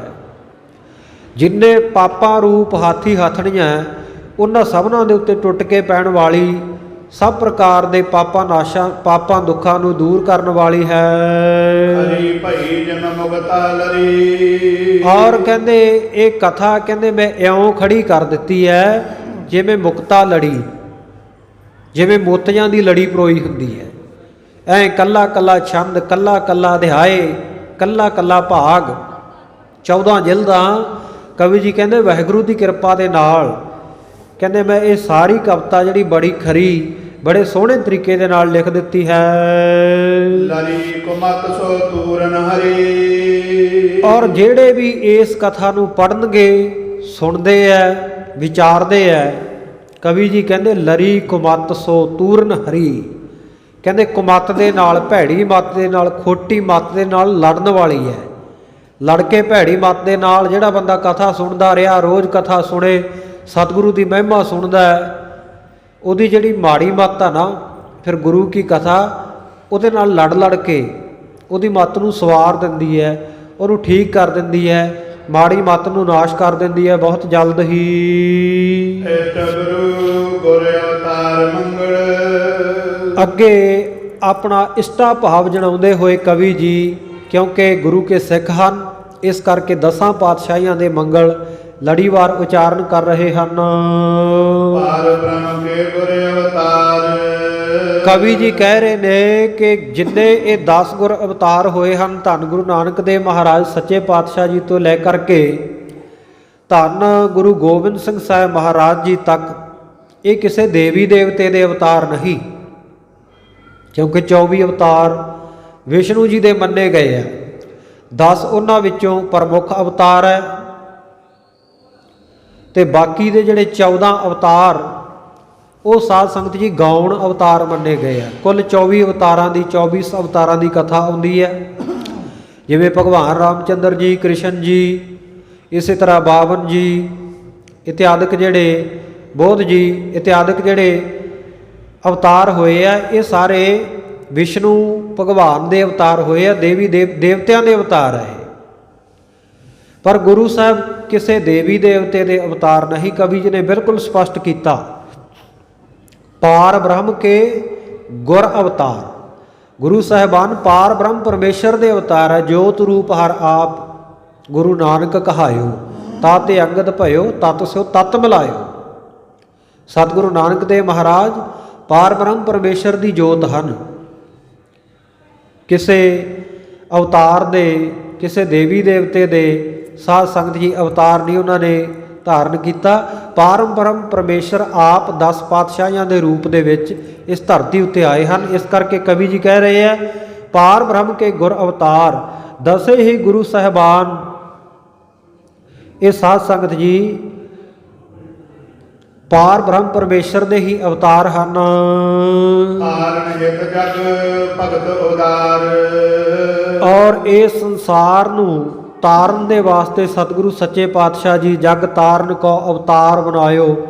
ਇਹ ਸੰਸਾਰ ਸਾਗਰ ਨੂੰ ਪਾਰ ਕਰਨ, ਸੰਸਾਰ ਸਾਗਰ ਤੋਂ ਸ਼ਰਧਾ ਭਾਵਨਾ ਵਾਲਿਆਂ ਨੂੰ, ਸਿੱਖਾਂ ਨੂੰ ਪਾਰ ਕਰਨ ਵਾਸਤੇ, ਆਪਣੇ ਭਗਤਾਂ ਦਾ ਉਧਾਰ ਕਰਨ ਵਾਸਤੇ, ਜਾਂ ਤਾਰਨ ਹਿਤ ਜਗ ਨੂੰ ਤਾਰਨ ਵਾਸਤੇ ਭਗਤ ਉਦਾਰ, ਭਗਤਾਂ ਦੇ ਵਾਸਤੇ ਸ੍ਰੇਸ਼ਟ ਸਖੀ ਦਾਤੇ ਸਤਿਗੁਰੂ ਸੱਚੇ ਪਾਤਸ਼ਾਹ ਜੀ ਪਾਰ ਬ੍ਰਹਮ ਪਰਮੇਸ਼ਰ ਦਾ ਅਵਤਾਰ ਲੈ ਕੇ ਧਰਤੀ ਤੇ ਆਏ ਹਨ। ਦਾਰਨ ਦੁਖ ਤੇ ਕੀਨ ਉਧਾਰ। ਔਰ ਦਾਰਨ ਕਹੀਏ ਕਠਨ, ਜਿਹੜੇ ਬਹੁਤ ਭਾਰੇ ਦੁੱਖ ਹੈ, ਬੜੇ ਕਠਨ ਔਖੇ ਦੁੱਖ ਹੈ, ਵਿਘਨਕਾਰੀ ਹੈ, ਉਹਨਾਂ ਦੁੱਖਾਂ ਤੋਂ ਸਤਿਗੁਰੂ ਸੱਚੇ ਪਾਤਸ਼ਾਹ ਜੀ ਉਧਾਰ ਕਰਨ ਵਾਲੇ ਹਨ। ਧਾਰੇ ਸਿੱਖੀ ਪਰੇ ਸੋ ਪਾਰ। ਜਿਸ ਨੇ ਵੀ ਸ਼ਰਧਾ ਭਾਵਨਾ ਧਾਰ ਕੇ ਸਤਿਗੁਰੂ ਸੱਚੇ ਪਾਤਸ਼ਾਹ ਜੀ ਦੀ ਸਿੱਖੀ ਨੂੰ ਅਪਣਾਇਆ, ਸਿੱਖੀ ਨੂੰ ਧਾਰਨ ਕੀਤਾ ਹੈ, ਗੁਰੂ ਕਾ ਸਿੱਖ ਬਣਿਆ ਹੈ, ਸਤਿਗੁਰੂ ਸੱਚੇ ਪਾਤਸ਼ਾਹ ਜੀ ਕਹਿੰਦੇ ਉਹ ਲੋਕ ਭਵ ਸਾਗਰ ਤੋਂ ਪਾਰ ਹੋ ਗਏ ਹਨ। ਏਟ ਗੁਰੂ ਸ੍ਰੀ ਗੁਰੂ ਨਾਨਕ ਦੇਵ ਜੀ ਦਾ ਮੰਗਲ। ਸੋ ਇੱਥੋਂ ਕਵੀ ਜੀ ਅੱਗੇ 10 ਪਾਤਸ਼ਾਹੀਆਂ ਦੇ ਜਿਹੜੇ ਮੰਗਲ ਹੈ ਲੜੀਵਾਰ ਉਚਾਰਨ ਕਰਨਗੇ। ਧੰਨ ਗੁਰੂ ਨਾਨਕ ਦੇਵ ਮਹਾਰਾਜ ਜੀ ਤੋਂ ਲੈ ਕੇ 10ਵੇਂ ਪਾਤਸ਼ਾਹ ਜੀ ਤੱਕ 10ਵੇਂ ਪਾਤਸ਼ਾਹ ਜੀ ਦੇ ਅੱਗੇ ਕਈ ਮੰਗਲ ਉਚਾਰਨ ਕੀਤੇ ਹੈ, ਕਿਉਂਕਿ ਕਵੀ ਜੀ ਅੰਮ੍ਰਿਤਧਾਰੀ ਹਨ। ਸਤਿਗੁਰੂ ਗੁਰੂ ਗੋਬਿੰਦ ਸਿੰਘ ਮਹਾਰਾਜ ਜੀ ਦੀ ਖੰਡੇ ਕੀ ਪਾਹੁਲ ਉਹਨਾਂ ਨੇ ਲਈ ਹੋਈ ਹੈ। ਇਸ ਕਰਕੇ ਜਿਵੇਂ ਅੱਗੇ ਕਥਾ ਆਵੇਗੀ ਇਹ ਆਪਾਂ ਬੜੇ ਪਿਆਰ ਸਤਿਕਾਰ ਦੇ ਸਹਿਤ ਕੱਲ ਐਤਵਾਰ ਦਾ ਦੀਵਾਨ ਹੈ, ਸੋ ਰਲ ਮਿਲ ਕੇ ਸਾਰੀ ਕਥਾ ਇਹ ਅੱਗੇ ਸਰਵਣ ਕਰਾਂਗੇ। ਜਿਵੇਂ ਗ੍ਰੰਥ ਬਾਰੇ ਦੱਸਣਗੇ, ਜਿਵੇਂ ਗੁਰੂ ਸਾਹਿਬਾਨ ਦੀ ਮਹਿਮਾ ਇੱਕ ਇੱਕ ਸ਼ਬਦ ਦੇ ਵਿੱਚ, ਇੱਕ ਇੱਕ ਸਵਈਏ ਦੇ ਵਿੱਚ, ਇੱਕ ਇੱਕ ਬੰਦ ਦੇ ਵਿੱਚ ਇੱਕੋ ਅੱਖਰ ਨੂੰ ਵਾਰ-ਵਾਰ ਵਰਤ ਕੇ 16 ਵਾਰੀ ਇੱਕ ਸ਼ਬਦ ਨੂੰ ਵਰਤਣਗੇ, ਪਰ ਹਰ ਵਾਰੀ ਉਹਦਾ ਅਰਥ ਵੱਖਰਾ ਹੋਵੇਗਾ। ਬਹੁਤ ਵਿਦਵਤਾ ਪੂਰਵਕ ਇਹ ਕਵੀ ਜੀ ਨੇ ਮੰਗਲ ਉਚਾਰਨ ਕੀਤੇ ਹੈ। ਇਹ ਆਪਾਂ ਕੱਲ ਦੇ ਦੀਵਾਨ ਵਿੱਚ ਸਰਵਣ ਕਰ ਲਵਾਂਗੇ। ਆਓ ਸਤਿਗੁਰੂ ਦੀ ਬਾਣੀ ਦੀ ਮਹਿਮਾ ਕਵੀ ਜੀ ਨੇ ਕੀਤੀ ਹੈ, ਜਿਹੜੀ ਸੰਸਾਰ ਸਾਗਰ ਤੋਂ ਪਾਰ ਕਰਨ ਵਾਲੀ ਹੈ। ਆਪਾਂ ਨੇ ਮਨ ਦੇ ਵਿੱਚ ਕਈ ਵਾਰ ਵਿਚਾਰ ਆ ਜਾਂਦਾ ਜੀ, ਬਾਣੀ ਪੜ੍ਹਨ ਵਾਸਤੇ ਵੀ ਬਹੁਤ ਸਾਨੂੰ ਕਹਿੰਦੇ ਹੈ, ਸਭ ਕਹਿੰਦੇ ਆ ਬਾਣੀ ਸੁਣੋ, ਬਾਣੀ ਪੜ੍ਹੋ। ਬਾਣੀ ਪੜ੍ਹਨ ਦੇ ਨਾਲ, ਬਾਣੀ ਸੁਣਨ ਦੇ ਨਾਲ ਮਿਲੇਗਾ ਕੀ, ਪ੍ਰਾਪਤੀ ਕੀ ਹੋਵੇਗੀ, ਲਾਭ ਕੀ ਹੋਵੇਗਾ? ਕਿਉਂਕਿ ਸਾਡੀ ਬਿਰਤੀ ਵਪਾਰੀਆਂ ਵਾਲੀ ਬਣ ਚੁੱਕੀ ਹੈ। ਅਸੀਂ ਹਰ ਦੁਨੀਆ ਦੇ ਵਿੱਚ ਜਿਹੜਾ ਕੰਮ ਕਰਦੇ ਹਾਂ, ਹਰ ਜਗ੍ਹਾ ਦੇ ਉੱਤੇ ਸਾਨੂੰ ਖੱਟੀ ਮਿਲਣੀ ਚਾਹੀਦੀ ਹੈ, ਲਾਭ ਮਿਲਣਾ ਚਾਹੀਦਾ। ਇਹ 'ਚੋਂ ਅਸੀਂ ਖੱਟੀ ਕੀ ਖੱਟਾਂਗੇ, ਪ੍ਰੋਫਿਟ ਕੀ ਹੋਵੇਗਾ, ਲਾਭ ਕੀ ਹੋਵੇਗਾ, ਫਾਇਦਾ ਕੀ ਹੋਵੇਗਾ? ਹਰ ਕੰਮ ਫਾਇਦੇ ਵਾਸਤੇ ਕਰਦੇ ਆ। ਗੁਰੂ ਕੀ ਬਾਣੀ ਪੜ੍ਹਨ ਵਾਸਤੇ ਕਹੋ ਤੇ ਉੱਥੇ ਵੀ ਸਾਡਾ ਮਨ ਕਹਿੰਦਾ ਹੈ ਵੀ ਇਹਦਾ ਫਾਇਦਾ ਕੀ ਹੋਵੇਗਾ। ਇਸੇ ਤਰ੍ਹਾਂ ਦਾ ਵਿਚਾਰ ਸਿੱਖਾਂ ਦੇ ਮਨ ਵਿੱਚ ਆਇਆ। 10ਵੇਂ ਪਾਤਸ਼ਾਹ ਗੁਰੂ ਗੋਬਿੰਦ ਸਿੰਘ ਸਾਹਿਬ ਮਹਾਰਾਜ ਅਨੰਦਪੁਰ ਸਾਹਿਬ ਦੀ ਧਰਤੀ ਉੱਤੇ ਬਿਰਾਜਦੇ ਆ। ਸਤਿਗੁਰੂ ਦੇ ਦੀਦਾਰ ਕਰਨ ਵਾਸਤੇ ਬਹੁਤ ਸੰਗਤ ਆ ਰਹੀ ਹੈ। ਜਿਵੇਂ ਆਪ ਜੀ ਗੁਰੂ ਗ੍ਰੰਥ ਸਾਹਿਬ ਮਹਾਰਾਜ ਦੇ ਦਰਸ਼ਨ ਕਰ ਰਹੇ ਹੋ, ਇਉਂ ਸੰਗਤਾਂ ਆ ਕੇ ਸਤਿਗੁਰੂ ਨੂੰ ਮੱਥਾ ਟੇਕਦੀਆਂ, 10ਵੇਂ ਪਾਤਸ਼ਾਹ ਨੂੰ ਸ਼ਰਧਾ ਭਾਵਨਾ ਨਾਲ ਭਟਾਵਾਂ ਰੱਖਦੀਆਂ ਹਨ। ਸਤਿਗੁਰੂ ਜੀ ਸਭ ਨੂੰ ਖੁਸ਼ੀਆਂ ਬਖਸ਼ਿਸ਼ ਕਰ ਰਹੇ ਹੈ। ਸੰਗਤ ਦੇ ਵਿੱਚ ਮੱਥਾ ਟੇਕਣ ਵਾਲਿਆਂ ਦੀ ਲਾਈਨ ਲੱਗੀ ਹੋਈ ਆ।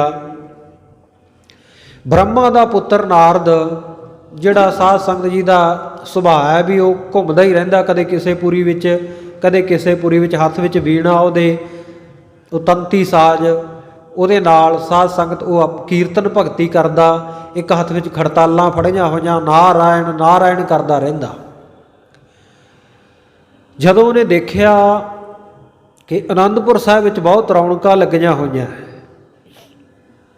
ਸੋਚਿਆ ਮਨਾ ਕਦੇ ਬ੍ਰਹਮਪੁਰੀ ਵਿੱਚ ਜਾਣਾ ਹੈ, ਕਦੇ ਨਾਰਦਾ ਤੂੰ ਵਿਸ਼ਨੂਪੁਰੀ ਵਿੱਚ ਜਾਣਾ ਹੈ, ਕਦੇ ਸ਼ਿਵਪੁਰੀ ਵਿੱਚ ਜਾਣਾ ਹੈ, ਕਦੇ ਇੰਦਰਪੁਰੀ ਵਿੱਚ ਜਾਣਾ ਹੈ। ਇਹ ਪੁਰੀਆਂ ਤਾਂ ਤੂੰ ਸਾਰੀਆਂ ਹੀ ਘੁੰਮ ਲਈਆਂ। ਆ ਬਾਜਾਂ ਵਾਲੇ ਸਤਿਗੁਰੂ ਧਰਤੀ ਉੱਤੇ ਪ੍ਰਤੱਖ ਆਨੰਦਾਂ ਦੀ ਪੁਰੀ ਵਸਾਈ ਬੈਠਿਆ, ਚੱਲ ਉੱਥੇ ਵੀ ਦਰਸ਼ਨ ਕਰ ਆਈਏ, ਸਤਿਗੁਰੂ ਨੂੰ ਮੱਥਾ ਟੇਕ ਕੇ ਵੱਡਿਆਂ ਭਾਗਾਂ ਵਾਲਾ ਬਣ ਜਾਵਾਂ। ਤੁਰਨ ਲੱਗਿਆ, ਮਨ ਵਿੱਚ ਖਿਆਲ ਆਇਆ ਗੁਰੂ ਦੇ ਦਰਸ਼ਨ ਕਰਨ ਜਾਣਾ ਖਾਲੀ ਹੱਥ ਨਹੀਂ ਜਾਣਾ ਚਾਹੀਦਾ। ਇਹ ਨਿਯਮ ਹੈ, ਰਾਜ ਵੈਦ ਗੁਰ ਜੋਤਸੀ ਇਨਕੇ ਪਾਸ ਜੋ ਜਾਏ, ਖਾਲੀ ਹੱਥ ਨਾ ਜਾਈਏ, ਫਲ ਦੀਏ ਫਲ ਪਾਏ। ਤਿਲ ਫੁੱਲ ਜ਼ਰੂਰ ਕੁਝ ਨਾ ਕੁਝ ਲੈ ਕੇ ਜਾਣਾ ਚਾਹੀਦਾ। ਕਿਸੇ ਸਾਧੂ ਮਹਾਤਮਾ ਨੂੰ, ਵਿਦਵਾਨ ਨੂੰ ਮਿਲਣ ਜਾਣਾ, ਗੁਰੂ ਸਾਹਿਬ ਦੇ ਦਰਸ਼ਨ ਕਰਨ ਜਾਣਾ, ਤਾਂ ਕੁਝ ਨਾ ਕੁਝ ਭੇਟਾ ਜ਼ਰੂਰ ਰੱਖਣੀ ਚਾਹੀਦੀ ਹੈ। ਰਿਕਤ ਪਾਨ ਨਹੀਂ ਪਰਸੀ ਹੈ, ਭੂਪ ਭਿਖਕ ਗੁਰਦੇਵ, ਫਲ ਦੀਏ ਫਲ ਪਾਈਐ, ਫਲੈ ਨਾ ਫਲ ਬਿਨ ਸੇਵ। ਜ਼ਰੂਰ ਕੁਝ ਭੇਟਾ ਲੈ ਕੇ ਜਾਵਾਂ। ਕੀ ਲੈ ਕੇ ਜਾਵਾਂ? ਇਹਨੇ ਸਾਧ ਸੰਗਤ ਜੀ ਹਉਮੈ ਪੰਛੀ ਦੇ, ਹਮਾਯੂ ਪੰਛੀ ਦੇ 5 ਖੰਭ ਲੈ ਲਏ। ਦੇਵਲੋਕ ਵਿੱਚ ਰਹਿਣ ਵਾਲਾ ਉਹ ਪੰਛੀ ਹੈ, ਧਰਤੀ ਉੱਤੇ ਨਹੀਂ ਆਉਂਦਾ। ਉਸ ਦੇਵਲੋਕ ਦੇ ਨਿਵਾਸੀ ਹਉਮੈ ਪੰਛੀ ਦਾ ਕੋਈ ਵੀ ਅੰਗ ਪ੍ਰਤੰਗ ਕਿਸੇ ਦੂਜੇ ਲੋਕ ਵਿੱਚ ਕੋਈ ਲੈ ਕੇ ਚਲਿਆ ਜਾਵੇ, ਉਹ ਠਹਿਰਦਾ ਨਹੀਂ, ਉੱਥੇ ਖੜਦਾ ਨਹੀਂ, ਵਾਪਸ ਆਪਣੇ ਦੇਵਲੋਕ ਚਲਿਆ ਜਾਂਦਾ। ਜਦੋਂ ਇਹ ਬ੍ਰਹਮਾ 5 ਖੰਭ ਲੈ ਕੇ ਆਇਆ, ਇੱਕ ਬ੍ਰਾਹਮਣ ਦਾ ਭੇਸ ਧਾਰਨ ਕਰਕੇ ਚਿੱਟ ਕੱਪੜੀਆ ਸਿੱਖ ਬਣ ਕੇ ਸੰਗਤ ਦੇ ਵਿੱਚ ਲਾਈਨ ਦੇ ਵਿੱਚ ਖੜਾ ਹੋ ਗਿਆ। ਹੁਣ ਸਤਿਗੁਰੂ ਤਾਂ ਸਭ ਦੇ ਦਿਲਾਂ ਦੇ ਜਾਣਨ ਵਾਲੇ, ਪਤਾ ਕੌਣ ਹੈ, ਸਿੱਖਾਂ ਨੂੰ ਨਹੀਂ ਪਤਾ। ਆਇਆ, ਮੱਥਾ ਟੇਕਿਆ, ਉਹਦੀ ਭੇਟਾ ਸਤਿਗੁਰੂ ਨੇ ਹੱਥਾਂ ਵਿੱਚ ਫੜ ਲਈ, ਕਿਉਂਕਿ ਜੇ ਛੱਡਦੇ ਸੀ ਤਾਂ ਫਿਰ ਉਹ ਆਕਾਸ਼ ਨੂੰ ਚਲੇ ਜਾਣੇ ਸੀ, ਵਾਪਸ ਦੇਵਲੋਕ ਚਲੇ ਜਾਣੇ ਸੀ ਖੰਭ। ਸਤਿਗੁਰੂ ਨੇ ਭੇਟਾ ਹੱਥਾਂ ਵਿੱਚ ਫੜ ਲਈ। ਦੀਵਾਨ ਦੀ ਸਮਾਪਤੀ ਹੋਈ। ਭਾਈ ਦਇਆ ਸਿੰਘ ਜੀ ਵਰਗੇ ਸਿੱਖ ਪੁੱਛਦੇ ਆ, ਮਹਾਰਾਜ ਸੰਗਤ ਬਹੁਤ ਆਈ, ਸਭ ਦੀਆਂ ਭੇਟਾਵਾਂ ਆਪ ਜੀ ਦੇ ਚਰਨਾਂ ਵਿੱਚ ਸਭ ਨੇ ਰੱਖੀਆਂ, ਆਪ ਜੀ ਸਭ ਨੂੰ ਆਸ਼ੀਰਵਾਦ ਦੇਈ ਗਏ, ਸਭ ਦੀਆਂ ਆਸਾਂ ਪੂਰਨ ਕਰੀ ਗਏ, ਪਰ ਮਹਾਰਾਜਾ ਚਿੱਟ ਕੱਪੜੀਆ ਸਿੱਖ ਕੌਣ ਸੀ ਜਿਹਦੀ ਭੇਟਾ ਤੁਸੀਂ ਆਪਣੇ ਹੱਥ ਵਿੱਚ ਫੜੀ ਆ? ਸਤਿਗੁਰੂ ਪਾਤਸ਼ਾਹ ਕਹਿੰਦੇ ਕੋਈ ਨਹੀਂ ਭਾਈ, ਉਡੀਕ ਕਰੋ, ਇੰਤਜ਼ਾਰ ਕਰੋ, ਦੱਸ ਦੇਵਾਂਗੇ। ਪਹਿਲਾਂ ਇੱਕ ਕੰਮ ਕਰੋ, ਸਤਿਗੁਰੂ ਪਾਤਸ਼ਾਹ ਕਹਿੰਦੇ ਅਸੀਂ ਤੀਰ ਚਲਾਵਾਂਗੇ ਤੇ ਤੁਸੀਂ ਸਾਰੇ ਸਿੱਖ ਨਾ ਦੂਰ ਦੂਰ ਆਨੰਦਪੁਰ ਸਾਹਿਬ ਦੀਆਂ ਪਹਾੜੀਆਂ ਦੇ ਵਿੱਚ ਫੈਲ ਜਾਓ, ਜਿੱਥੇ ਵੀ ਸਾਡਾ ਤੀਰ ਡਿੱਗੇ ਤੁਸੀਂ ਚੁੱਕ ਕੇ ਸਾਡੇ ਕੋਲ ਵਾਪਸ ਲੈ ਕੇ ਆਉਣਾ। ਕਹਿੰਦੇ ਜੀ ਸਤ ਵਚਨ। ਸਿੱਖ ਦੂਰ ਦੂਰ ਤੱਕ ਫੈਲ ਗਏ। ਉਹ ਜਿਹੜੇ 5 ਖੰਭ ਸਤਿਗੁਰੂ ਦੇ ਹੱਥ ਵਿੱਚ ਹੈ, ਸਤਿਗੁਰੂ ਨੇ ਆਪਣੇ 5 ਖੰਭਾਂ ਦੇ ਨਾਲ ਜੜਤੀ ਕਰ ਲਏ, ਉਹਨਾਂ ਦੇ ਨਾਲ ਬੰਨ੍ਹ ਲਏ ਕੱਸ ਕੇ। ਸਤਿਗੁਰ ਸੱਚੇ ਪਾਤਸ਼ਾਹ ਨੇ 5 ਤੀਰਾਂ ਦੇ ਨਾਲ ਉਹ ਖੰਭ ਬੰਨੇ। ਪਹਿਲਾ ਤੀਰ ਸਤਿਗੁਰੂ ਨੇ ਚਿੱਲੇ ਵਿੱਚ ਚਾੜਿਆ ਤੇ ਸ਼ਰਰ ਕਰਦਾ ਆਕਾਸ਼ ਦੇ ਵੱਲ ਨੂੰ ਸਤਿਗੁਰੂ ਨੇ ਤੰਦੀ ਖਿੱਚ ਕੇ ਚਲਾ ਦਿੱਤਾ। ਸਭ ਸੰਗਤਾਂ ਵੇਖਦੀਆਂ ਕਿ ਆਓ ਜਾਂਦਾ ਸਤਿਗੁਰੂ ਦਾ ਤੀਰ, ਆਓ ਜਾਂਦਾ ਬਾਜਾਂ ਵਾਲੇ ਪਾਤਸ਼ਾਹ ਦਾ ਤੀਰ, ਬਸ ਆਓ ਜਾਂਦਾ ਹੀ ਕਹਿੰਦੇ ਰਹਿ ਗਏ। ਤੀਰ ਉੱਤੇ ਨੂੰ ਜਾਂਦਾ ਤਾਂ ਸਭ ਨੂੰ ਦਿਸਿਆ, ਪਰ ਹੇਠਾਂ ਡਿੱਗਿਆ ਕਿਸੇ ਨੇ ਤੀਰ ਨਾ ਦੇਖਿਆ। ਸਿੱਖ ਵਾਪਸ ਆ ਗਏ, ਮਹਾਰਾਜ ਤੀਰ ਤਾਂ ਥੱਲੇ ਡਿੱਗਿਆ ਹੀ ਨਹੀਂ। ਗੁਰੂ ਮਹਾਰਾਜ ਕਹਿੰਦੇ ਵੀ ਆਕਾਸ਼ ਖਾਲੀ ਜਗ੍ਹਾ ਦਾ ਨਾਂ ਹੈ। ਹਿੰਦੀ ਦੇ ਅਵਕਾਸ਼ ਤੋਂ ਆਕਾਸ਼ ਬਣਿਆ। ਅਵਕਾਸ਼ ਨਾਮ ਰਿਕਤ ਦਾ, ਖਾਲੀ ਦਾ, ਬਲੈਂਕ। ਸਪੇਸ, ਆਕਾਸ਼ ਸਪੇਸ ਹੈ, ਖਾਲੀਪਣ ਹੈ, ਉਹਨੂੰ ਆਪਾਂ ਆਕਾਸ਼ ਕਹਿੰਦੇ ਆ। ਅੰਬਰ, ਅਸਮਾਨ। ਸਤਿਗੁਰੂ ਕਹਿੰਦੇ ਭਾਈ ਆਕਾਸ਼ ਤਾਂ ਖਾਲੀ ਜਗ੍ਹਾ, ਜੇ ਅਸੀਂ ਤੀਰ ਉੱਪਰ ਨੂੰ ਛੱਡਿਆ ਤਾਂ ਧਰਤੀ ਵਿੱਚ ਗੁਰਤਾ ਖਿੱਚ ਹੁੰਦੀ ਹੈ, ਗ੍ਰੈਵੀਟੇਸ਼ਨ ਆਫ ਫੋਰਸ, ਤੇ ਉਹ ਧਰਤੀ ਤੇ ਡਿੱਗਣਾ ਚਾਹੀਦਾ। ਜਿਹੜੀ ਚੀਜ਼ ਆਪਾਂ ਉੱਤੇ ਨੂੰ ਚੱਕਦੇ ਹਾਂ ਉਹ ਹਮੇਸ਼ਾ ਧਰਤੀ ਵੱਲ ਨੂੰ ਜਾਂਦੀ ਹੈ, ਕਿਉਂਕਿ ਧਰਤੀ ਵਿੱਚ ਖਿੱਚਣ ਦੀ ਸ਼ਕਤੀ ਹੈ, ਗੁਰਤਾ ਆਕਰਸ਼ਣ ਹੈ। ਕਹਿੰਦੇ ਹੇਠਾਂ ਨੂੰ ਆਉਣਾ ਚਾਹੀਦਾ ਸੀ, ਨਾ ਮਹਾਰਾਜ ਥੱਲੇ ਤਾਂ ਆਇਆ ਨਹੀਂ। ਮਹਾਰਾਜ ਕਹਿੰਦੇ ਵੀ ਆਕਾਸ਼ ਵਿੱਚ ਕਿਹੜਾ ਕੋਈ ਝਾੜੀਆਂ ਵੀ ਤੀਰ ਉਹਨਾਂ 'ਚ ਫਸ ਗਿਆ ਹੋਣਾ, ਆਉਣਾ ਤਾਂ ਹੇਠਾਂ ਹੀ ਚਾਹੀਦਾ ਸੀ। ਕਹਿੰਦੇ ਨਾ ਮਹਾਰਾਜ ਉਹ ਤਾਂ ਨਹੀਂ ਆਇਆ। ਕਹਿੰਦੇ ਚਲੋ ਕੋਈ ਨਹੀਂ, ਹੋਰ ਚਲਾਉਂਦੇ ਆ। ਸਤਿਗੁਰੂ ਨੇ ਦੂਜਾ, ਤੀਜਾ, ਚੌਥਾ, ਪੰਜੇ ਤੀਰ ਚਲਾ ਦਿੱਤੇ। ਸਿੱਖ ਲੱਭਦੇ ਲਵਾਉਂਦੇ 2-3 ਘੰਟਿਆਂ ਦੀ ਭਾਲ ਤੋਂ ਬਾਅਦ ਵਾਪਸ ਆ ਗਏ। ਕਹਿੰਦੇ ਮਹਾਰਾਜ ਸਾਨੂੰ ਤਾਂ ਨਹੀਂ ਮਿਲਿਆ, ਅਸੀਂ ਦੇਖਿਆ ਹੀ ਨਹੀਂ ਤੀਰ ਥੱਲੇ ਡਿੱਗਿਆ ਕਿਤੇ। ਮਹਾਰਾਜ ਕਹਿੰਦੇ ਲੈ ਕੇ ਆਓ। ਕਹਿੰਦੇ ਜੀ ਡਿੱਗਿਆ ਹੋਵੇ ਤਾਂ ਲੈ ਕੇ ਆਈਏ। ਆਪ ਜੀ ਜ਼ਰੂਰ ਕੋਈ ਕੌਤਕ ਵਰਤਾ ਰਹੇ ਹੋ, ਸਾਡੀ ਮੱਤ ਮੋਟੀ ਆ ਮਹਾਰਾਜ, ਸਮਝ ਦੇ ਵਿੱਚ ਨਹੀਂ ਆਉਂਦਾ। ਆਪ ਜੀ ਕਿਰਪਾ ਕਰਕੇ ਦੱਸੋ ਕਿ ਕੀ ਸਿੱਖਿਆ ਦੇਣਾ ਚਾਹੁੰਦੇ ਹੋ। ਸਤਿਗੁਰੂ ਕਹਿੰਦੇ ਆ ਜਾਓ, ਬਹਿ ਜਾਓ। ਕਹਿੰਦੇ ਭਾਈ ਜਦੋਂ ਅਸੀਂ ਕਹਿੰਦੇ ਆ ਬਾਣੀ ਪੜ੍ਹਿਆ ਕਰੋ, ਬਾਣੀ ਸੁਣਿਆ ਕਰੋ, ਕਈ ਸਿੱਖਾਂ ਦੇ ਮਨ ਵਿੱਚ ਸ਼ੰਕਾ ਹੋ ਜਾਂਦਾ ਵੀ ਬਾਣੀ ਪੜ੍ਹਨ ਦਾ ਲਾਭ ਕੀ ਹੈ, ਬਾਣੀ ਸੁਣਨ ਦਾ ਫਾਇਦਾ ਕੀ ਹੋਊਗਾ। ਕਹਿੰਦੇ ਉਹ ਦੱਸਿਆ। ਦੂਜਾ ਸਵਾਲ ਤੁਹਾਡਾ ਸੀ ਵੀ ਚਿੱਟ ਕੱਪੜੀਆ ਸਿੱਖ ਕੌਣ ਸੀ। ਕਹਿੰਦੇ ਉਹ ਸੀ ਬ੍ਰਹਮਾ ਦਾ ਪੁੱਤਰ ਨਾਰਦ, ਦਰਸ਼ਨ ਕਰਨ ਆਇਆ ਸੀ ਇੱਥੇ, ਦਰਸ਼ਨ ਕਰਕੇ ਚਲਿਆ ਗਿਆ। ਜਿਹੜੀ ਉਹ ਭੇਟਾ ਲੈ ਕੇ ਆਇਆ, ਉਹ ਲੈ ਕੇ ਆਇਆ ਹਉਮੈ ਪੰਛੀ ਦੇ ਖੰਭ, ਤੇ ਹਉਮੈ ਪੰਛੀ ਦੇਵਲੋਕ ਵਿੱਚ ਰਹਿਣ ਵਾਲਾ, ਉਹਦੇ ਸਰੀਰ ਦਾ ਕੋਈ ਅੰਗ ਕਿਸੇ ਹੋਰ ਲੋਕ ਵਿੱਚ ਲੈ ਜਾਵਾਂਗੇ ਉਹ ਉੱਥੇ ਨਹੀਂ ਠਹਿਰਦਾ, ਵਾਪਸ ਆਪਣੇ ਦੇਵਲੋਕ ਚਲਿਆ ਜਾਂਦਾ ਹੈ। ਅਸੀਂ ਕਹਿੰਦੇ ਆਪਣੇ ਭਾਰੇ ਤੀਰਾਂ ਦੇ ਨਾਲ ਉਹ ਖੰਭ ਬੰਨੇ, ਪਰ ਉਹਦਾ ਸੁਭਾਅ ਹੈ ਵੀ ਉਹ ਹੋਰ ਲੋਕ ਵਿੱਚ ਨਹੀਂ ਰਹਿੰਦਾ। ਉਹਨੇ ਖੰਭਾਂ ਨੇ ਆਪ ਤਾਂ ਜਾਣਾ ਸੀ, ਸਾਡੇ ਤੀਰਾਂ ਨੂੰ ਵੀ ਆਪਣੇ ਦੇਵਲੋਕ ਵਿੱਚ ਲੈ ਗਏ ਆ। ਬੋਲੋ ਸਤਨਾਮ ਸ਼੍ਰੀ ਵਾਹਿਗੁਰੂ। ਇਸੇ ਤਰ੍ਹਾਂ ਸਤਿਗੁਰੂ ਕਹਿੰਦੇ ਭਾਈ ਇਹ ਬਾਣੀ, ਇਹ ਵੀ ਸੱਚਖੰਡ ਤੋਂ ਆਈ ਹੋਈ ਬਾਣੀ ਹੈ। ਧੁਰ ਕੀ ਬਾਣੀ ਆਈ ਤੈਨ ਸਗਲੀ ਚਿੰਤ ਮਿਟਾਈ। ਜਿਹੜਾ ਵੀ ਸਿੱਖ ਇਹ ਬਾਣੀ ਨਾਲ ਜੁੜੇਗਾ, ਜਿਵੇਂ ਉਹ ਤੀਰ ਜਿਹੜੇ ਸਾਡੇ ਉਹਨਾਂ ਖੰਭਾਂ ਨਾਲ ਜੁੜ ਕੇ ਦੇਵਲੋਕ ਚਲੇ ਗਏ, ਇਸੇ ਤਰ੍ਹਾਂ ਜਿਹੜਾ ਸਿੱਖ ਇਹ ਬਾਣੀ ਨਾਲ ਜੁੜੇਗਾ, ਇਹ ਬਾਣੀ ਉਹਨੂੰ ਵੀ ਸੱਚਖੰਡ ਵਿੱਚ ਲੈ ਜਾਵੇਗੀ। ਬੋਲੋ ਸਤਨਾਮ। ਸੋ ਭਾਈ ਬਾਣੀ ਦੀ ਮਹਿਮਾ ਕਵੀ ਜੀ ਨੇ ਇਹਨਾਂ ਮੰਗਲਾਂ ਦੇ ਵਿੱਚ ਕੀਤੀ ਹੈ ਕਿ ਬਾਣੀ ਕੀ ਕੁਝ ਬਖਸ਼ਣ ਵਾਲੀ ਹੈ। ਇਹ ਕਥਾ ਅੱਜ ਆਪਾਂ ਸਰਵਣ ਕੀਤੀ ਹੈ। ਸੋ ਜੇ ਆਪਾਂ ਸਰਸਵਤੀ ਦਾ ਅਰਥ ਵਿਦਿਆ ਦੀ ਦੇਵੀ ਵੀ ਕਰ ਲਈਏ ਤਾਂ ਵੀ ਕੋਈ ਮਾੜੀ ਗੱਲ ਨਹੀਂ ਹੈ, ਕਿਉਂਕਿ ਵਿਦਿਆ ਦੀ ਦਾਤੀ, ਕਵਿਤਾ ਦੀ ਦਾਤੀ, ਰਸਨਾ ਦੇ ਉੱਤੇ ਵਸ ਕੇ ਫੇਰ ਹੀ ਸਾਧ ਸੰਗਤ ਕਵਿਤਾ ਸਫੁਰਨ ਹੁੰਦੀ ਹੈ। ਦੇਵੀ ਦੇਵਤੇ ਵਾਹਿਗੁਰੂ ਦੇ ਡਿਊਟੀ ਲਾਈ ਹੋਈ ਹੈ। ਰਸਨਾ ਦੇ ਉੱਤੇ ਸਰਸਵਤੀ ਵਸਦੀ ਆ ਤਾਂ ਕਵਿਤਾ ਸਫੁਰਨ ਹੁੰਦੀ ਹੈ। ਇਸੇ ਤਰ੍ਹਾਂ ਵੱਖ-ਵੱਖ ਅੰਗਾਂ ਦੇ ਵੱਖਰੇ ਵੱਖਰੇ ਦੇਵਤੇ ਆ। ਪੈਰਾਂ ਦਾ ਦੇਵਤਾ ਵਿਸ਼ਨੂੰ ਹੈ, ਹੱਥਾਂ ਦਾ ਦੇਵਤਾ ਇੰਦਰ ਹੈ।